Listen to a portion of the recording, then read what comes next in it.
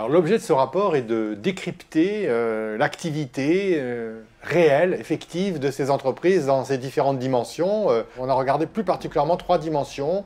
La dimension sociale ou répartition des richesses dans l'entreprise, la dimension fiscale, l'évasion fiscale, et troisièmement la question écologique, la question en particulier du climat, l'impact de ces entreprises sur le climat. Alors pour la méthode, c'est très simple, on a travaillé d'ailleurs avec l'Observatoire des multinationales qui décrypte à partir des comptes publiés chaque année par les entreprises, à partir de leur rapport annuel plus exactement, eh bien, qui décrypte l'activité de ces entreprises.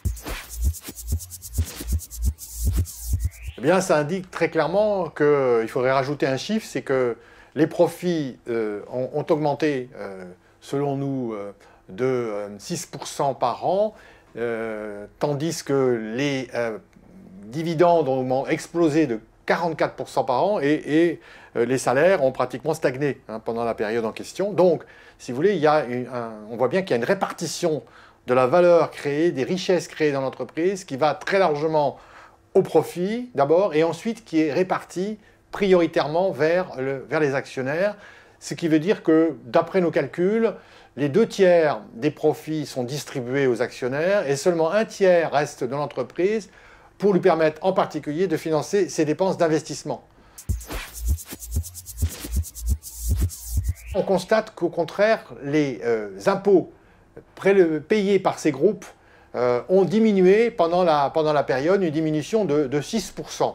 Donc les profits explosent et les impôts payés sur ces profits diminuent. Ça vient principalement de l'évasion fiscale de ces entreprises du CAC 40. Elles ont au total, les 40, elles ont 16 000 filiales dans le monde. Et sur ces 16 000 filiales, il y en a 2 500 qui sont logées dans les paradis fiscaux. En ce qui concerne les inégalités, 2 choses que nous avons soulevées. D'abord, les inégalités spectaculaires entre les patrons, les dirigeants de ces entreprises, d'une part, et leurs salariés, les salariés de ces entreprises, d'autre part. On a trouvé qu'il y avait un écart qui était en moyenne de l'ordre de 1 à 100, à peu près, 120 exactement, pour l'ensemble des entreprises du CAC 40, mais que pour beaucoup de ces entreprises, eh bien, il y a des écarts de 1 à 250. C'est-à-dire qu'il faut, pour le salarié qui est en bas de l'échelle des salaires dans ces entreprises, 250 ans pour gagner ce que leur patron gagne en une seule année. Et puis deuxièmement, on a regardé les inégalités de genre, les inégalités hommes-femmes dans ces entreprises. Et là aussi, on a des résultats qui ne sont pas bons du tout. Les écarts de salaire à compétences égales sont de l'ordre de 20%, exactement 18,6% entre les hommes et les femmes en moyenne dans ces entreprises. Et deuxièmement, on a regardé aussi au niveau des directions d'entreprise s'il y avait des femmes qui dirigent ces entreprises ou qui sont présentes dans les conseils d'administration. Et là, c'est pareil, les femmes sont minoritaires dans les conseils d'administration et sur les entreprises du CAC 40, il n'y en a que 2 qui sont au poste de responsabilité les plus élevés. Les émissions de CO2 des entreprises du CAC 40 ont augmenté de 5%. Donc, alors que les engagements en lien avec l'accord de Paris, la COP 21 de 2015, impliquent que ces entreprises baissent leurs émissions de CO2, bien, elles continuent de les augmenter. Parmi les entreprises financières du CAC 40, les banques en particulier, donc BNP Paribas, Société Générale par exemple, eh bien on s'aperçoit qu'elles continuent de financer majoritairement les énergies fossiles à hauteur de 70% sur la période récente et elles ne consacrent que 20% de leur financement aux énergies renouvelables. On fait une proposition sur les écarts de salaire. Les écarts de salaire qui sont de 1 à 120 en moyenne, nous proposons de les ramener de 1 à 10. On veut réduire ces niveaux de salaire par rapport aux salariés qui sont en bas de l'échelle.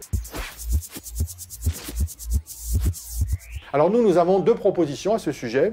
Une première proposition, c'est d'obliger ces entreprises à faire ce qu'on appelle un reporting public pays par pays de leur activité. Alors quand on dit reporting, c'est en fait chaque année de publier et de rendre public leur activité dans l'ensemble de leurs filiales à l'étranger, dont bien sûr les filiales dans les paradis fiscaux.